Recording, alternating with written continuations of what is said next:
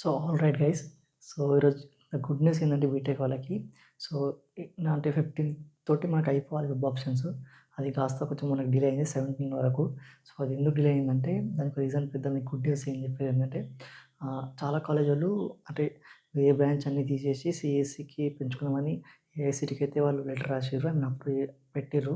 అదైతే ఇప్పుడు పెండింగ్‌లో ఉంది. సో, అది ఈరోజు లేదా రేపు వచ్చేస్తది మనకి ఎన్ని సీట్లున్నాయి, మరి ఎన్ని సీట్లు పెంచిర్రు, సీట్ పెంచాలనుకుంటారు వాళ్ళు.